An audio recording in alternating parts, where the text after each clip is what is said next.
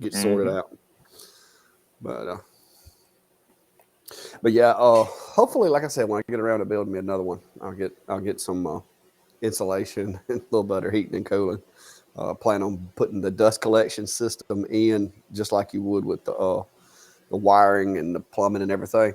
That way, I'll have ports at different places that I can just hook a hose into, and maybe run some through the roof like I've got in here, but just a little bit more refined. So I have dust collection too. But that's a dream. We'll see if I get there. We gotta save some pennies. Well, everybody's got to have dreams. Oh yeah, give you something to work towards. Well, there's two. This may be a slow night for us. Yeah, you never know. 3. Okay, we're getting there. We're 5. All right, we're starting to get somewhere now. Did you see the behind the scenes video a while ago? Yeah, I caught that. Oh. I had a bunch of people asking me about stuff like that, and I was just out there doing it, and I was like, you know what? I'll just video it and see what it looks like. Palm Springs, California, North Alabama. Oh. Sounds warm.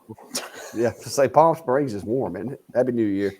Yeah, everybody, Happy New Year 2023. I got to get used to saying that. Well, at least it's not like years ago where you'd write checks and for the first month or two you're writing the wrong date on there.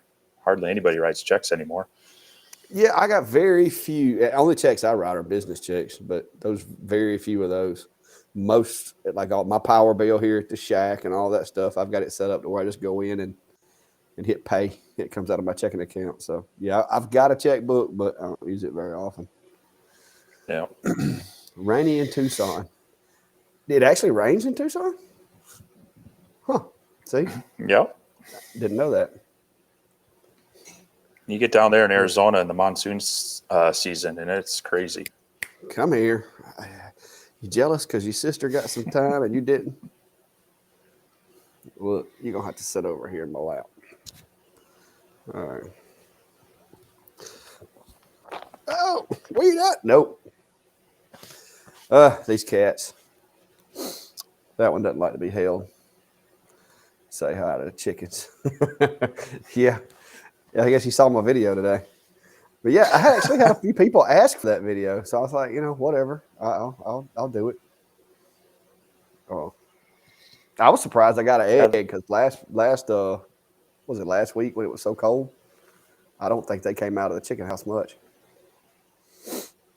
Callie, yeah, we've got a neighbor just down the street. Now, the city code here doesn't actually allow you to have chickens in town. They did a trial run, and she has some in her backyard, and I'm kind of like, that doesn't bug me as long as they're not running around in my yard.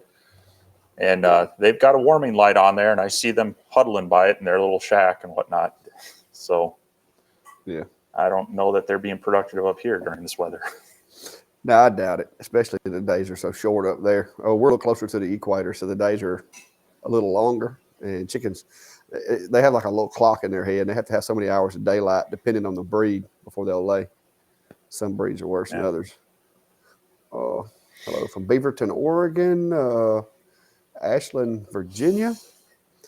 Winter monsoon. Mark. Is Mark the one that was in Tucson? I didn't know they had monsoons in there. Hello? Yep. Yeah. All right. Y'all killing me, cat. My cats are safely inside, so they won't be making an appearance. I was missing me. What's up there, Tony? Yeah, I gave up the game in there, guy. I didn't have time. Too much stuff going on. Good evening from Atlanta, big city. That's the South, the Chicago of the South. Look, you got to get out in front of the camera. Hey, Dave, good to see you here. I missed your stream the other day. For people that don't know, Dave does do a CNC live stream, I believe, on Saturday evenings, but I missed it yesterday. So if you're interested in some good CNC content, although he's also been getting into lasers recently, definitely check out Dave Gadden. Good to see you in here tonight again. I'll have to look into that. Your entire feed just got blurry. He's talking about mine or both of us, or because I'm not seeing it. I can't see it on my end, guys. So if it's still that way, let me know. I'm gonna try to log in and on my phone here and look at it and see. But if it did, I don't know if there's anything I can do about it.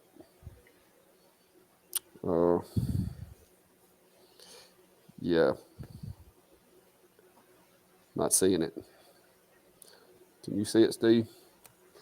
Um, Yeah, Dave. If you want to put may have kept coming in and out, but yeah, Dave, if you want to put a link or something down there, or I guess Ventari may have to do it. Okay, so maybe it was on somebody else's end. Maybe it wasn't on our end. But yeah, I'll see if I can drop that link. yeah, I hadn't got into the CNC world yet. I'd like to, but I'm kind of landlocked right now until I can get a bigger place to keep my stuff. But I'm trying to go through these comments and make sure I don't miss anybody. Love all the projects. Yeah, Tony, you need to do you some woodworking. It's a little more productive. It's a lot less stressful than gaming sometimes. No worries, I'm hard to find. All right, 21, and it's like 5 minutes after. So yeah, anybody got any questions for Steve or myself, or go ahead and fire them up. If not, it's just going to be a long night of us sitting here talking. I do have to leave in the morning, so I can't stay too late tonight. I got to go get packed. Me and Max we've got to go get recertified, make sure he can still find and do the things that he's supposed to find and do. There it goes. There's the link.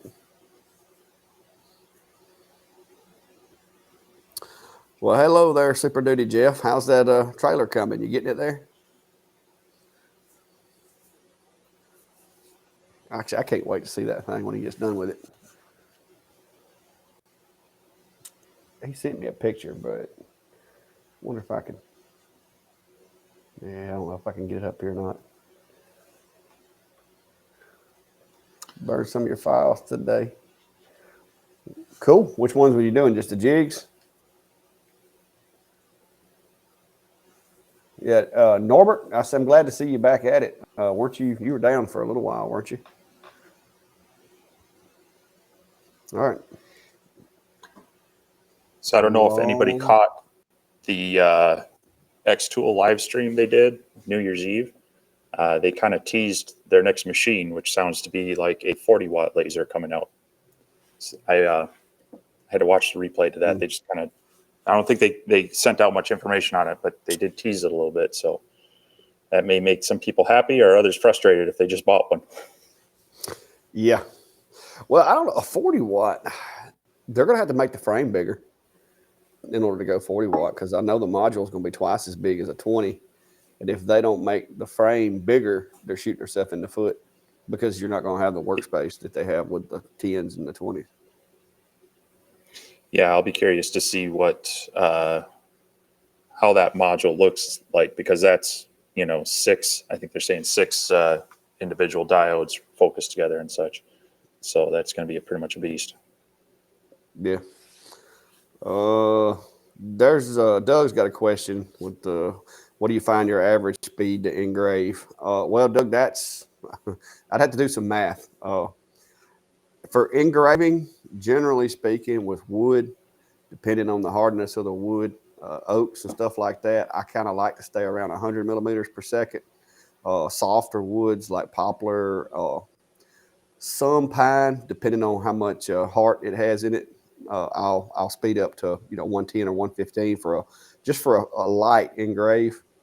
If you're trying to go for a deep engrave, I had to go down to about 80 millimeters per second. It varies a lot, but if you're doing hardwoods such as oak and black walnut and stuff like that, maple you're gonna have to slow way down if you want to get any depth. Maple, hickory, and cherry are really, really hard after they're thoroughly dried. So you just have to play with it, man. I mean, that's the best I can tell you.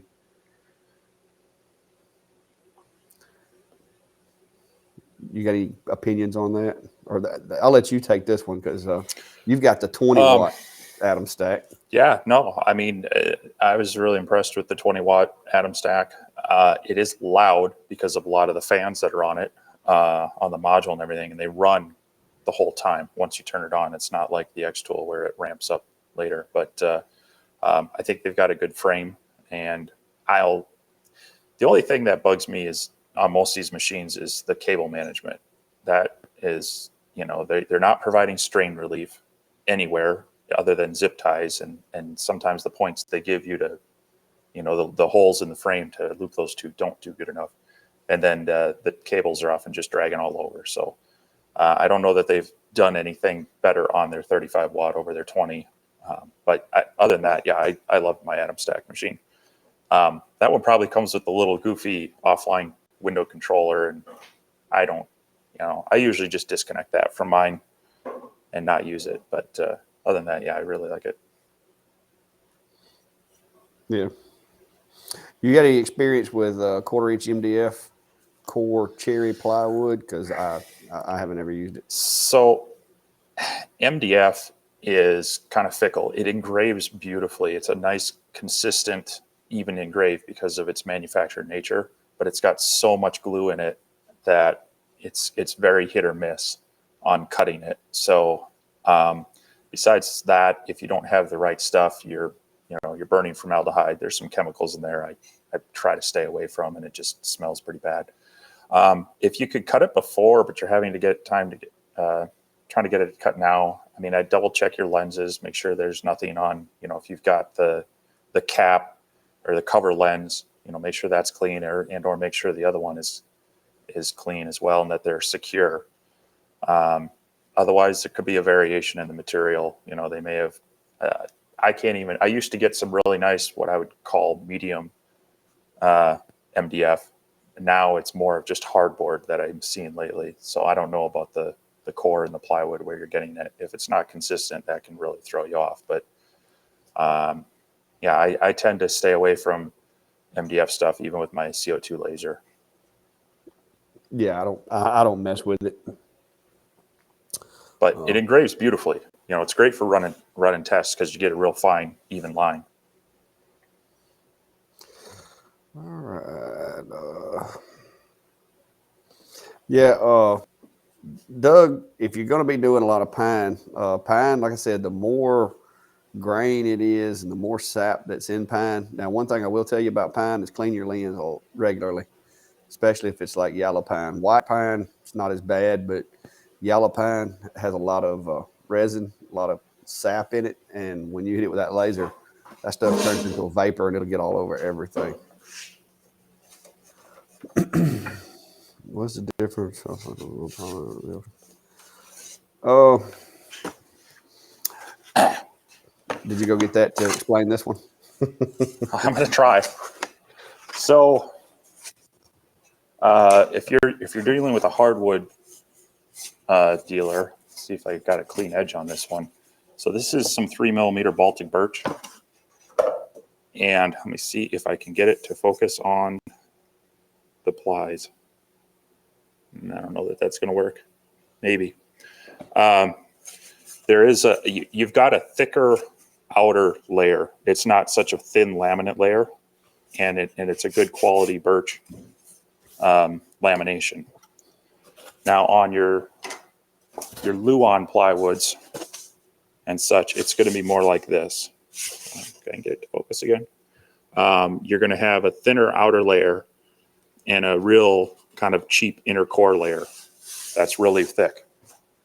And so that's going to be one of the biggest differences, is that in your cabinet grade plywood, you're going to have pretty consistent, even layers of the same type of wood. And rather than a veneer on the outside with a real soft, sometimes it's MDF, sometimes it's just a really light poplar, or poplar's a real popular one, but sometimes it's just a fiber type. Yeah, I've gotten some like this red stuff that I got my hand on. This stuff was stubborn. Now, I mean, it cut good. It just took a lot of power to cut it. And I'm not sure what's on the outside of this, but it was not what I typically get. So I mean, if you ever find a good piece of plywood that you like, stick with it. There you go. Yeah, you got So to this got is it an there. example. This is an example of 3/4 inch Baltic birch. And so your 1/8 inch stuff is just going to be 3 layers of this instead of that. But you see, they're all very consistent layers, the same material throughout the material. And that's the big difference, is that you're getting that. And also you're going to have generally fewer, there's a grading to it. And depending on the grade you get, you're going to have fewer pockets, fewer, what they call little football patches and such in them. So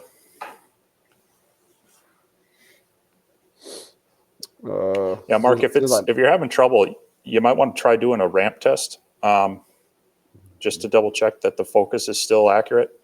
That's where you just set your material in at a slight angle and run your laser across it, so it starts deeper than it should be focused and higher than it should be focused, and you'll see where that fine point is.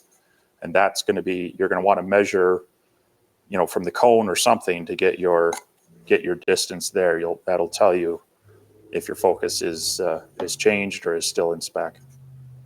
Another thing too, Mark, I don't know if it may not be what your problem is, but hold the housing of the machine and reach in there and press against the tip of your air nozzle and see if there's any movement or play where the actual laser diode moves inside the housing, the outer housing.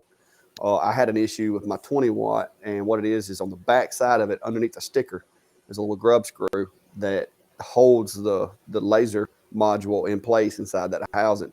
If that thing backs off and gets loose, what it'll do is it'll let the nozzle, the actual module will drop down, and when it does, you can focus it with that little leg all you want, and it's not going to be properly focused. But what Steve's telling you to do with the ramp test will kind of give that away. But since that's kind of a problem that I know exists, I'd go ahead and just, like I said, hold the outer part and just push on the nozzle just a little and see if you get any movement out of it.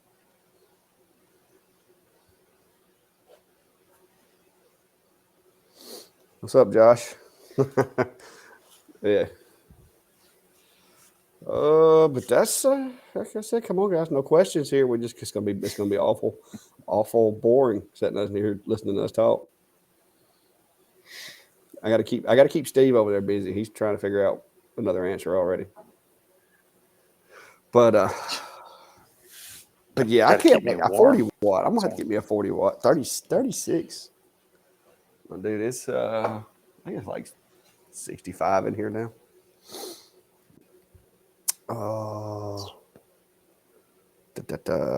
6 8 scissor lift. Adjusting the height. I tried that stuff. I haven't tried the scissor lift yet.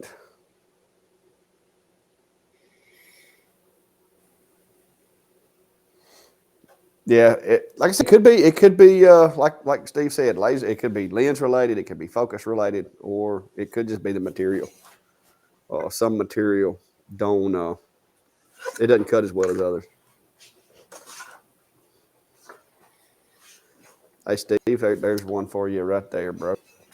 I see that. I'm just seeing if I can move my camera here a little bit. Right now, my CO2 laser is more of an electronics shelf. Hey, you need a topper for that guy. Yeah. So this is a 60 watt generic CO2 laser that I bought off of eBay about 7.5 years ago. And I have a couple videos out about kind of explaining how it works and what it does. I've replaced the tube a couple of times. This is back when you bought a 60 watt and it was really just a 50 watt tube with a 60 watt power supply. So I upgraded to a 60 watt tube. And then I've played a little bit with changing out the air assist to an actual air compressor setup rather than the fish pump. And then, I've swapped out the exhaust fan and then put a CW5000 chiller on it. But other than that, it's your kind of run-of-the-mill Chinese laser. It's worked well for me past 7+ years. I've had to replace switches and, your typical check all the electronic stuff. Don't trust much of the wiring in there as far as plugging other things into it, but it's still kicking, still working. Yeah, Jeff sent me some pictures of his RV build that he's working on. But he didn't send me the ones of the truck and the trailer. I got to show you guys this. Uh, yeah, he didn't see that one. But give me just a second. I'm gonna be working on this for a minute here. Mention So James grading. is talking about. Okay, well, yeah. You mentioned the grading system for Fly a few minutes ago.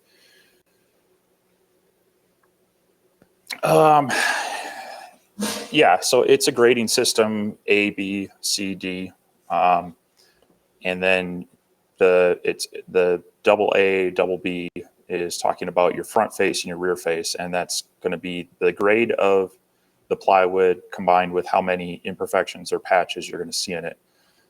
A is going to be kind of your top of the line stuff. So A, double A would be really good faces on both sides, but one is going to be probably zero imperfections. The other one might have some imperfections. B double B is going to be, there's going to be imperfections on both sides, but it's still considered cabinet grade. You get down to C, that's going to be more of what you're going to find in a lot of the big box stores and such. But yeah, there are some charts out there that explain it better. But that's kind of the nickel tour version of it. I'm trying to catch up on these comments. I got off screen for a minute and I lost a bunch of them. Danny, the rotary with the X2, I don't have the RA2. I think Steve does. I've got the old standard one, but I like it. It works. Rotaries, to be honest with you, other than the Chuck style, I mean, any rotary, as long as it'll turn and you know the proper steps for the rotary, they all basically have the same end result. Some of them limit size of the object that you're doing, which is, if you use a chuck or if you use a longer one, it works better for some things. But the X-Tool one works fine. I don't really like the way that you have to plug it into the board. I think they should have kind of took a page out of O'Toore's book and put a separate connection for that with a switch, because I don't like plugging and unplugging on a board like that. I'm afraid it's going to cause some damage to the board with all that jerking around. There's another one right there. Remove the shield and manage the safety. So yeah, this can be a thing depending on a number of factors. So if you're running, depending on your laser, some of them they have an air assist cone, and that cone sits like 4 or 5 millimeters above the surface of the material.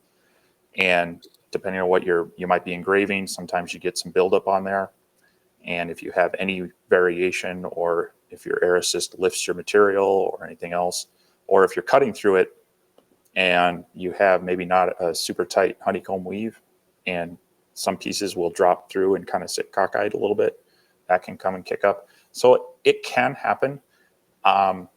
If your material's flat and your supporting surface is pretty decent and you're not, dropping too many small pieces through, it shouldn't be too big of a deal and shouldn't be too big of a concern. That being said, I haven't run my X-Tool shield in a long time because I have it in my enclosure and it's just easier to maintain. I think that it also has a tendency to possibly trap smoke and debris if you don't have enough airflow pulling it through and out.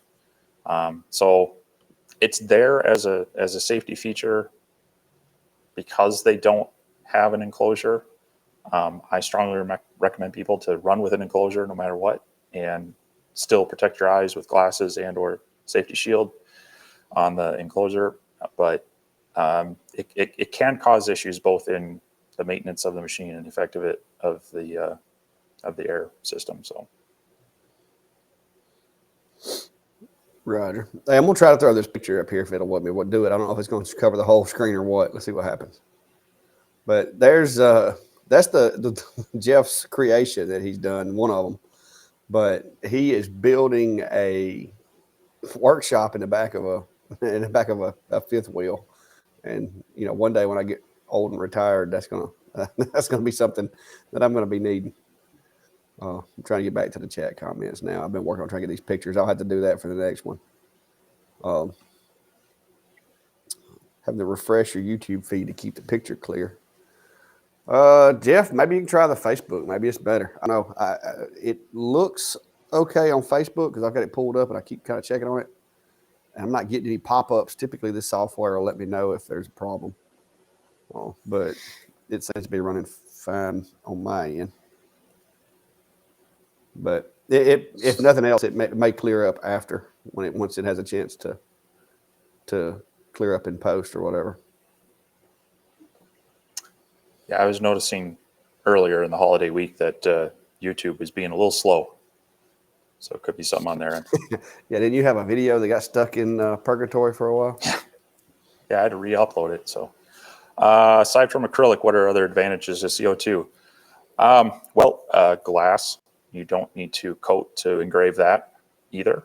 But a lot of it comes down to speed and abilities. You have you can swap out your lenses to kind of tweak from engraving to cutting to be more effective, and you'll have a longer focal length that might have instead of a finite or a real fine focus point, it'll be a little bit wider, but it'll be deeper. So if you're trying to cut through thicker material, you can swap out to the other cutting lens. But a lot of it just comes down to you've got a lot more optical power coming out of most of them, and so that gives you faster speed when cutting. The disadvantage is they do not have as fine of a point of focus. So if you're into the real fine detail engraving, such as Norton white tile or some of the aluminum cards you see, it's noticeable but not drastic. But if you're really going for the high detail, high pixel count, the diodes really are going to beat it out in the engraving on that.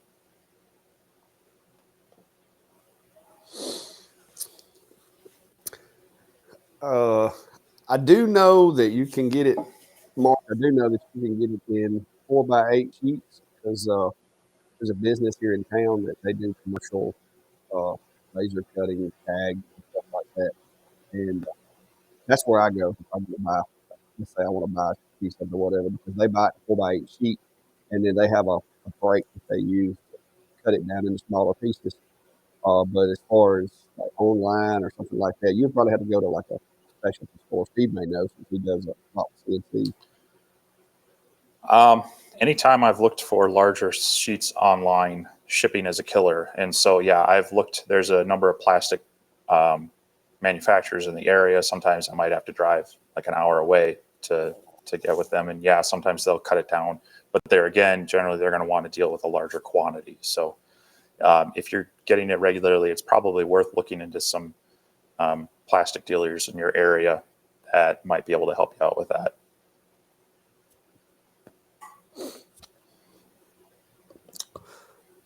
Yeah, like I said, I went up there and picked up a couple of sheets. He usually cuts his in like a 24x24, and he'll sell them to me a little over what he pays for them. But he has they have a truck that comes through and delivers it, so he gets a lot better than if I was to try to order it, myself through some online portal or whatever. In Phoenix, now if you're in Phoenix, you should be able to find somebody somewhere. I would imagine that's a pretty good sized place. But anyway, it's kind of slow tonight, guys. Y'all all dragging. So, too many folks got a hangover, or what's going on tonight? It's normally more people, and normally questions are flying a lot faster. So what'd you do for your New Year's Eve, Steve? Same thing I did? Nothing? Yeah, not a whole lot. I went grocery shopping. Yeah, I sat in there last night trying to learn the new software. I'm trying to use Adobe Premiere, and I think you're playing with it too. And it has its advantages, but man, I'm having to learn it.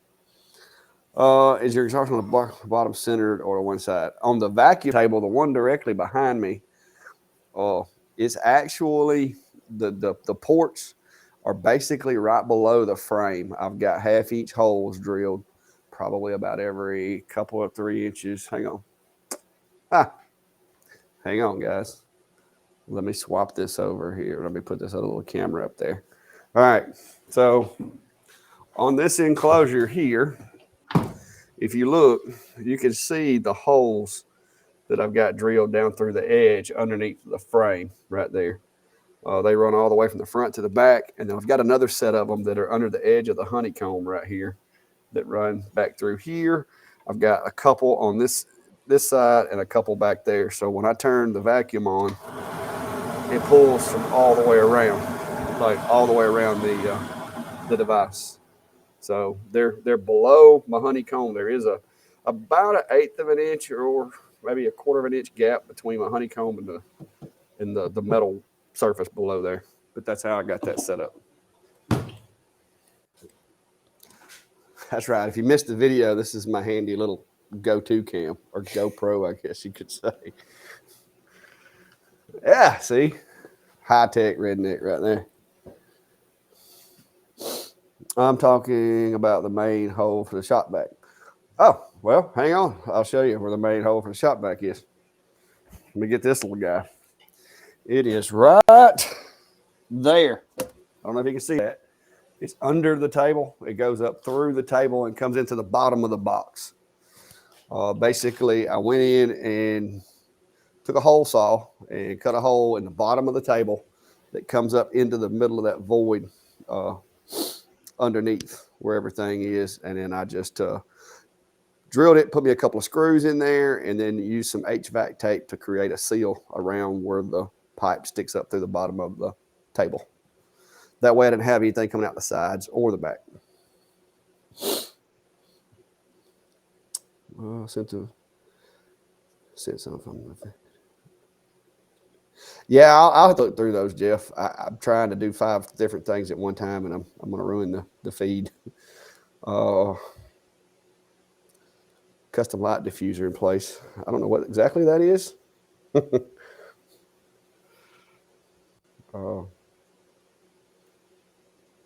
But yeah, somebody was asking about the nozzles earlier. As you can see, I don't have any of the shields on any of my machines, but that's just because personal preference. The shield tends to get in the way a lot. I just keep the door shut and wear my glasses because I have had that little shield catch some stuff. I had trimmed the one on my other machine. I actually trimmed a quarter of an inch off of it, and it worked better. But then I decided if I'm just going to trim it, I might as well take it off all the way. Alexa, set up control my exhaust in there.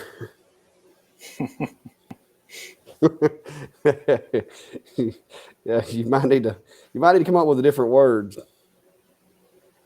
On the back side of the machine.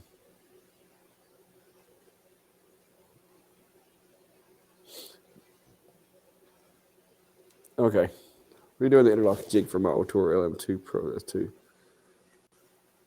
Well, that depends. If you set your machine to return to like the top left corner after it does a burn, and you use that point, create that as a managed position on the move tab in Lightburn. Once you home the machine, you can just go up and select that location and send it, and it'll go to that location, and then have it set to where after each burn, it'll go back to that location. You can actually have the atom stacked, because I do it with my LM3, have it act the same as a X-Tool D1 wheel and stay in that back left corner and get out of the way for you. But it's personal preference, however you want to do it. Questions, guys, questions, comments, concerns?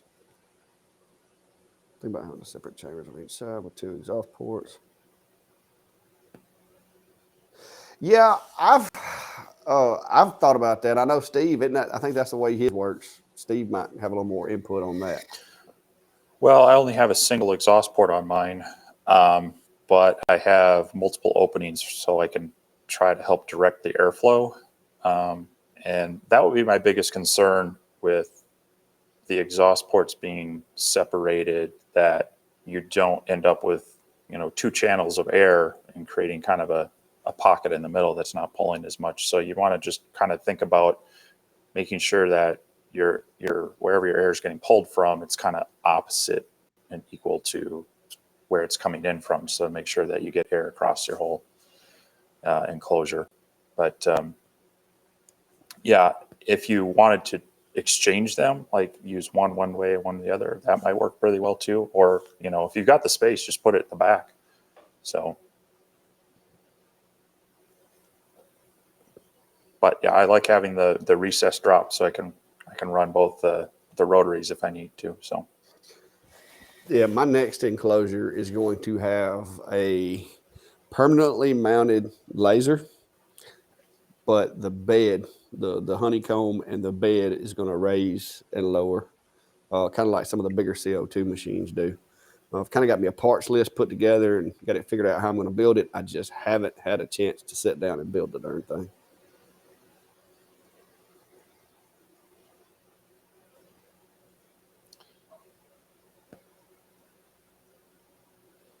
I'm not sure who he's talking to there. well, he was talking about plastic supply.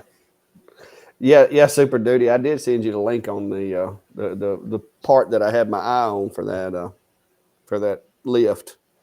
But like I said, I just hadn't got a chance to do it yet. It's on my list of things to do, but I'm kind of waiting because I'm kind of like Ventari.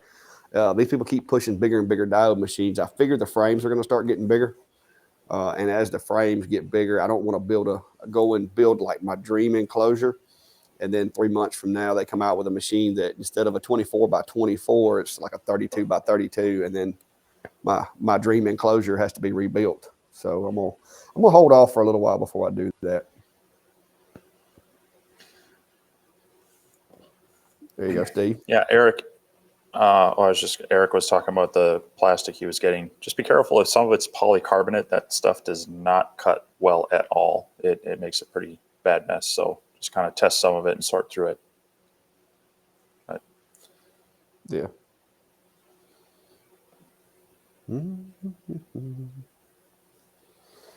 There you go. I can't afford Yeti bottles. Yeah. What size is it? You said a 10 watt? What color? Color is very critical when it comes to tumblers. The difference in the color can make 20 millimeters per second difference in your speed. And Yetis do tend to have a little bit thicker coating on them than some of the other cheaper ones. So, and they tend to be really glossy too, right? Mm-hmm. Or are they matte finish? Because that reflectivity will add to it as well. So, yeah. It's a tough go. Make sure you've got everything set up exactly right. That way, if you do need to run it darker color and purple, purple's going to be a booger. You're going to have to go slow on purple because purple is, of course, made up with blue. Was it blue? And anyway, it reflects blue, so you're going to want to go slow. I'm going to say 40 to 50 millimeters per second probably on that blue for a Yeti. You don't want to go too slow because then you'll actually mark the stainless underneath the powder coat. But it's going to be tough. It's a gamble if you've never done that type of a tumbler. Sometimes even if it doesn't come out exactly the way you want it to, if it looks okay, your best bet is just to leave it alone and go with it. Try to clean it up best you can.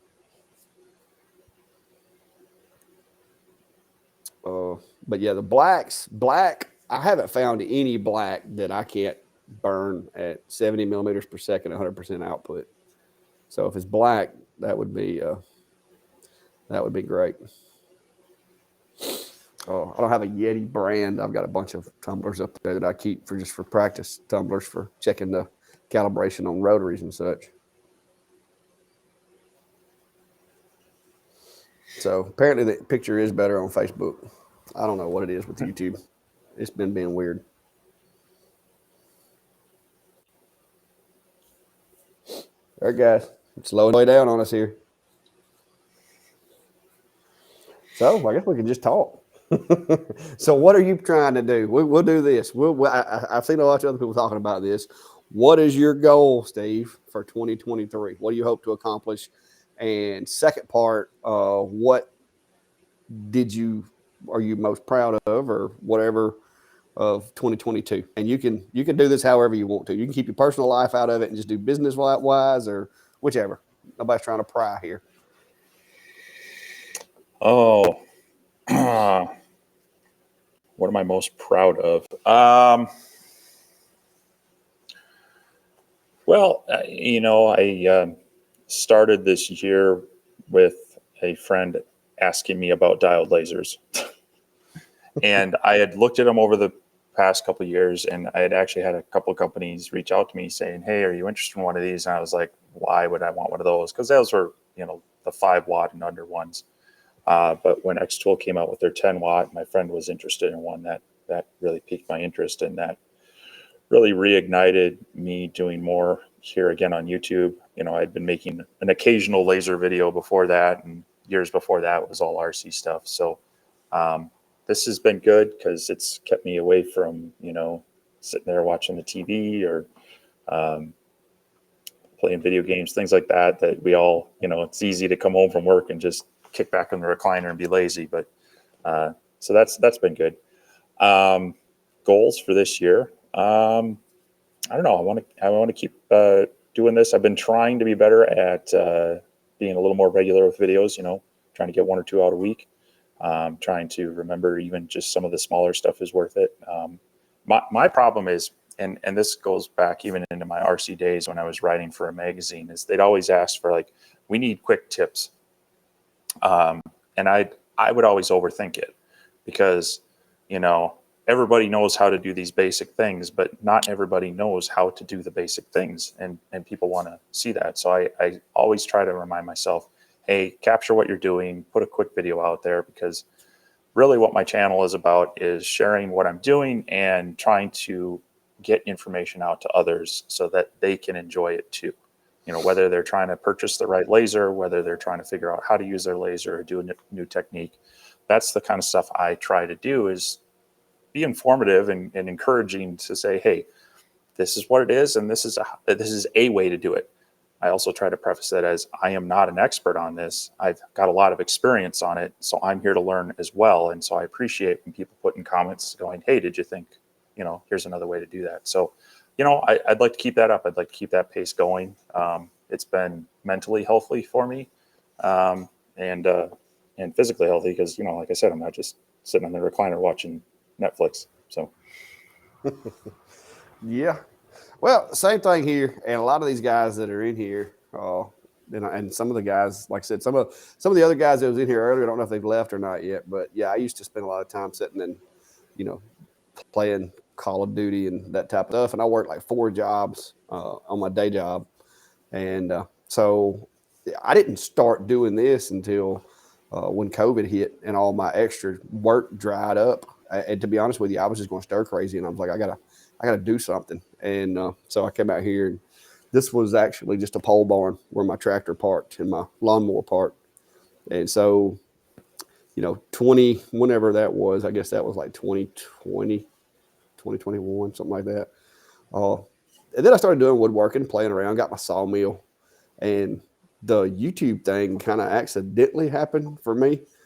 Because I had some guys in some of the groups, just like with the Xtool stuff. I mean, that's how I wound up on YouTube with laser stuff. Is I was in a lot of the groups on Facebook, and people were like, "Hey, I'm having trouble with this." And so, just like you said, I would sit there and try to explain it to them, typing it, and they're just like, "I'm not getting it. I don't understand." And so, I literally, grabbed this little GoPro. This is what I used when I first started my channel, and I was like, okay, well, let me show you. And so I'd make a video, and the only way to send somebody a video was to upload it to YouTube and just send them a link so they could watch it. And that's how I started out doing it. I've actually been doing that type of kind of tutorial stuff. And if Danny and Josh are still in here, I used to do how to set up your PlayStation 2 or your PlayStation 3, putting them in the DMZ, setting the MTUs and all that to try to get the lag down in video games back before the internet was as good as it is now. And so I've actually got a video, and I think you saw it the other day, Steve, from 2012, where I was setting up a PlayStation 3. But, and so I was just still doing that. And then all of a sudden it just, it started growing and started growing. And I'll show you this, guys. I mean, if you, it's been a blessing, and I want to thank everybody that's been a part of it along the way. But check this out. This is my YouTube channel. And as you can see over to the left of your screen, it was on life support. I mean, it had like no pulse until about May, and then it just kind of went from there. And it's continued to grow. And like I said, I owe a lot of that to the guys here. You know, Steve's helped me along because we've kind of worked together and we kind of think tank with each other. And I've learned some stuff from Steve. So made a bunch of new friends, a lot of new friends. I think I'm up to like 7.6 thousand new friends, I guess. And it's been a very humbling and fun experience to try to learn this. I've been doing the same job for 20 something years, and to be quite frankly, guys, if any of you guys have been doing the same job for 20 something years, you know you get a little burned out on it. And this is something new. I enjoy it. I enjoy just sitting around talking to you guys and helping folks with problems. So that's kind of where I'm at as far as it was awesome. I've got some friends. My friend May had lunch with her today after church, and she's helped me along the way and kind of mentored me to try to do this. And my goal now is just to retire and get away from that and concentrate on doing this and doing my woodworking and having fun with that. And so in 2023, I am hoping to continue to grow the channel, to continue to grow my business, continue to expand the shop, and hopefully a couple more years, and this will be what I do. And like I said, I owe it to you guys. A lot of you guys, I know Norbert's been with me for a while. I mean, he was one of the first people that I can remember commenting on some of my videos and stuff. So, and a lot of these guys' names, I'm starting to ring a bell. My friend Bill from up in Tennessee. I mean, there's a lot of guys that I really do appreciate what y'all have done to help me with that. All right, so let's see what some of these other guys say here. Since we know what I just thought of one other goal. I'll show you here. Oh, thanks. At least somebody's going to watch my chicken and cat video. So there was a few people that wanted to see it, so I was just like, hey, y'all want to see it? I'll show you. What is this? This? Yeah, I started these way too long ago, and I said I would get them done. I got 6 of these nice walnut chairs that they need to get done this year. Okay, so that's on Ventari's list, guys. So remind him that he needs to work on the chairs. Most proud of. Here we go. There you go. Steve, there's you one right there. Oh, that's awesome, Eric. I'm glad that you were able to make those and that they were well received.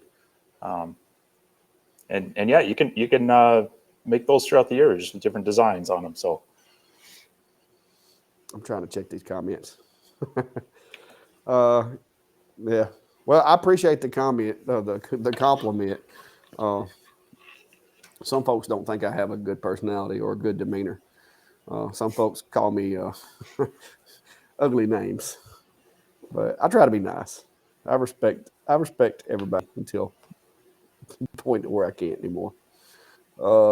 Shop cats. Yeah, I was an anti-cat guy for many, many years. And to be honest with you, when I got these, it was more or less just to get my daughter to be quiet about wanting a cat. I didn't figure they would make it. If you saw my video today about the behind the scenes, you saw the 2 dogs that I have, and neither one of them are fans of cats. I started out with 4 cats. One of the cats had to be the one to kind of teach the other ones not to go into the yard. And that left me with 3, but they're all fixed because I don't want 40 cats. Speaking of which, she heard me say the word cat. Facebook videos, Tim Scarborough on Facebook, YouTube. Any suggestions on cameras? Yeah. honestly, I know a lot of people who have just gotten started with their smartphone. Especially if you have an iPhone, you can use their free version of iMovie right on the iPhone. It doesn't have to be flashy gear and the expensive gear. It's really more about getting some content out there and just dipping your toe in the water with it. A lot of people, they start getting into it and they start getting gear happy. And that's a whole rabbit hole you can go down that both of us are probably guilty of to some degree. But don't feel like you need an expensive camera to do all that. Now, that being said, I know both of us have purchased the Sony ZV-1 this year. And I think we're both pretty happy with that. It's kind of considered a vlogging camera, so it has a lot of good features for, you know, soft background if you want it. It has a wider angle, so if you're talking to it and holding it kind of in a selfie mode, it works well with that. But it's about a $700 camera, so I mean, you know, that's a lot to spend on just getting started. If you have a, you know, a halfway decent smartphone, the cameras on there are incredible considering what phones and cameras have been in the past 10 years. So, you know, I'd start there. Yeah, and I will say this too. I don't know, some of y'all may or may not know, but May, my friend, she's at, I think she's her goal is 400,000 subscribers. She's been doing it for over 10 years, and to this day, May, well, I mean, she'll tell you that's her go-to. Now she's got a good iPhone. She doesn't use the cheapest iPhone on the market, but that's like most of what her channel does is with phones. They do it with iPhones. Now, like I said, I like gadgets. I like gear, and I'm a stickler because of, you know, my background with technology and stuff like that. And I just like toys. I mean, let's just face it. A camera to me is a toy. It's just a toy that I can kind of justify. And I do want my videos to look, me and my wife had this conversation earlier. I don't want to look the videos to where, you know, you're trying to just pain yourself to watch the videos because they're in such poor resolution. So I want to try to have a good, clear picture. And iPhones do a pretty good job of it. But as I have progressed, I went from using a phone to a GoPro. And I'm going to tell you, these little guys right here, the Hero 8, 9s, and 10s, those are good little go-to cameras. They're a little wide angle sometimes, but those are great little cameras to start out with. If you look at some of my very first videos, I've got my original Hero right here. This is my original GoPro Hero. This was my first YouTube camera. And it takes a SD card, or you can sync it up to your phone. So you don't have to spend a whole lot of money. You got one too, don't you? My first YouTube camera still used film tapes, and I had to import them into the computer. No. Yeah, that is back by some of the early airplane videos. But Eric was asking, and I was just going to bring this up, and then he asked, how important is a wireless mic? And that was one of the things I was going to say. Sound is almost more important than video quality. If your sound isn't good, people will bail. If your sound is good and you have the occasional video, you know, the focus is out a little bit, or, you know, it's not quite as bright, they'll be far more forgiving as long as they can hear and understand it. And so, yes, I have, for my, like I said, with my iPhone, I have this little wireless Bluetooth mic, and then there's just this little plug-in adapter that goes on the bottom of it. And I've recorded some full videos just on that, right to the iPhone. And then whether you import that into, you know, an iMac or your PC to do the editing, or do it right on your phone as well.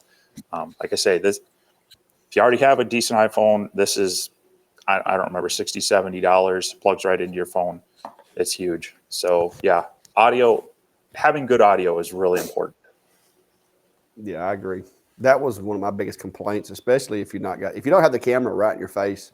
You kind of got to have something. And I mean, like I said, everybody was telling me, go get the Rode, and budget wise, guys, I mean, that little guy right there has served me well. It's got the little dead cats that goes on it. But it served me well. I've ordered a Boya shotgun mic too. It was like $20 that I'm going to use for the computer, so I don't have to wear this guy. Dave was asking if we use the record only feature of StreamYard. So there's various different streaming softwares. I have played with both OBS and Streamlabs. And yes, I have used those to do some desktop recording. Depending on the computer, I sometimes get some quality issues in various CAD programs. But yeah, I do find that really handy to be able to switch between, like if I want to talk to the camera and then switch back into the program, that does help out. But there's other times I just use other screen capture softwares to help with that. But if it's out here in the shop and such, unless I may be setting up some live streams where I'll do like a laser build or something, and then I'll probably have multiple cameras and use that. Otherwise, if I'm just recording out here in the shop, it's usually just standalone cameras that then I import into whatever editing software I'm using for that. Yeah, I use the ZV-1 as my primary now, but like I said, if I'm doing close-up shots, I still like my little GoPro on a stick. You can't beat this guy for getting into those places. And like I said, you can control this one with your phone, so you can actually preview the screen and just hit the button to start the camera. That's pretty cool. You could actually go live with the GoPro. I run the audio for And these twinsies.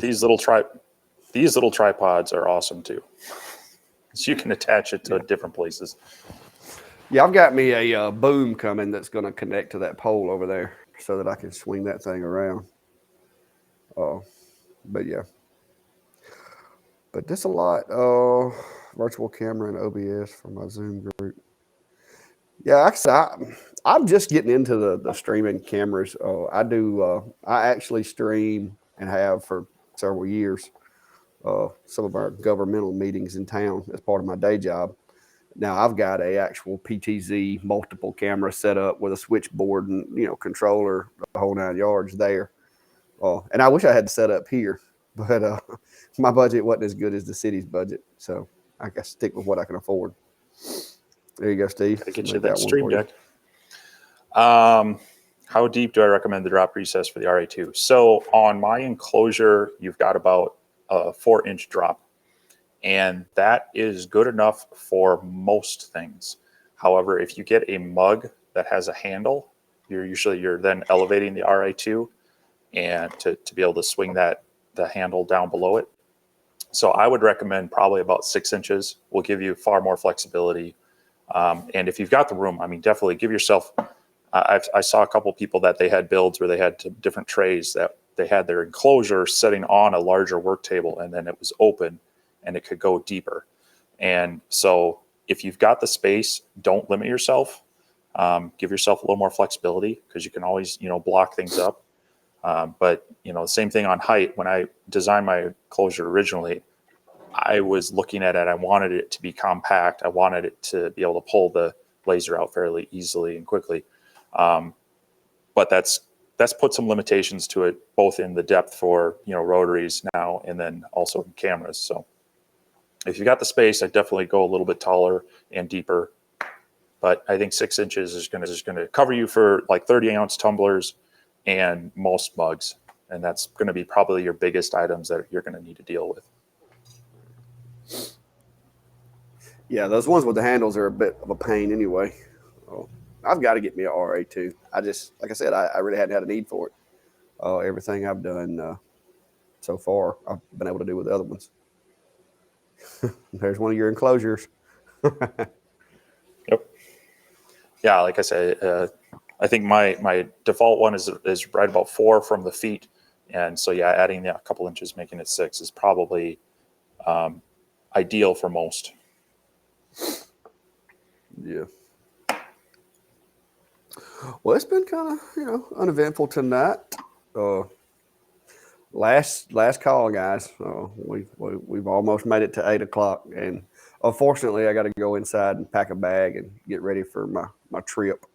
I may try to throw something together. It won't be anything to do with lasers because I'm not going to be able to take a laser with me. But I may try to throw something together for those of you that just just want to watch it because you feel sorry for me or whatever. But we'll see how that goes. I know a lot of people are interested in Max and what Max does, so I don't know. We'll see. I may try to throw some of that. Well, I should have, if I get the final touches done on it, I should have a video out on the SculptFun S30. Now it's just a 5-watt machine, but it has the board that allows the auto air on and off with it. So I should have that video coming out soon, hopefully in the next couple days. And then, like I said, I've got another laser that I've got to do a build on, and I'm thinking about throwing up a live stream for that. So I'll try to put that out there and give some warning on it. If people want to hang out and talk lasers and watch me build a new one, and we'll give it a shot. Yeah. Aaron Venturi's got a design that he's built, and then I think I've got one out there too. So it's two different designs, but I've heard there's going to be a couple of hybrids on the market here before long. Yeah, there it is right there. James said he's going to make a Vinclactical mashup. He's going to take your design and my design and kind of squash them together. I'm kind of curious to see what that would look like. Yeah. But yeah. When would you want Mark, as far as when you would not want to run air assist, so on some materials with the engraving, it can have a negative effect on it. It can cause some staining and some splattering or some inconsistent burning. So typically it's going to be on your engravings when you might not want it to run. That being said, a lot of times when I'm engraving things, I want at least a little bit of air running, if not full bore. So it's a nice feature to have. The caveat to that is that it's their own air pump and their own weird hose. So it's kind of hard to add a restrictor to it. I might play around with some different air hose to see if I can do that. But it is nice to have that extra control. So. Yeah, I agree. I run my air assist all the time, not necessarily for the engraving, but for the cleaning of the machine. I keep a little bit of air pressure going through there all of the time, because if you don't, the vapors and stuff from that wood will ease up there and creep up against that lens and deposit on the lens. But if you got just a little bit of air pressure, that keeps that positive pressure going through there and keeps that smoke and stuff pushed back, because you're pulling fresh air in from wherever your pump is and blowing it through that nozzle. And I have found that it helps keep the lenses clean. Even if it's, like I said, even if it's just enough to where you can barely hear it hissing. I would rather run a little bit of air and clean up a little bit of char. The only time that I could think of that I would run none, and I don't know that I would ever do this, I'm scared to do it. People have talked about doing the powder coating, where you put the powder in there and heat it up. I'm scared to do that at all, because every laser I've got's got a pretty powerful fan that blows down, and I don't see restricting that fan to try to do powder coating. It just see, the risk doesn't outweigh the benefit, or the benefit doesn't outweigh the risk on my part. But yeah, I appreciate you, everybody, and I hope 2023 is great for everybody. So shout out from Etchin Aaron. Hey there, Aaron. But yeah, like I said, guys, if you got stuff to bring to these, or if you got recommendations, or if you want to see something, myself and Steve, like I said, we're open to whatever. The Q&A stuff seems to be pretty popular most time, because a lot of, especially with the newer guys, and I know there's a lot of what we used to call in the gaming community, we used to call them Christmas noobs, because they get their game on Christmas, and so you could rack up some good XP the next week or two, because you had all these guys that didn't know how to play that were trying. So I know there's going to be a lot of Christmas, new to laser engraving type people asking questions. I've already had quite a few of them already myself. So if y'all come up with anything questions wise or topic wise, like I said, drop us a message, send us a note, or just show up and ask your questions, because if y'all don't ask questions, it's just going to be me and Steve sitting here talking about gear, because y'all know how we are. We both like having our gear. He can say don't be a gear junkie, but that's the pot calling the kettle black over there. I mean, look behind you. Sometimes your life is just a warning to others, right? Yeah. But yeah, I'll let you close it out there, Steve. All right. Yeah. Well, thanks everybody for stopping by. Happy New Year. I hope we all have a great 2023, and hopefully we'll see you back here next week. All right, guys. Later.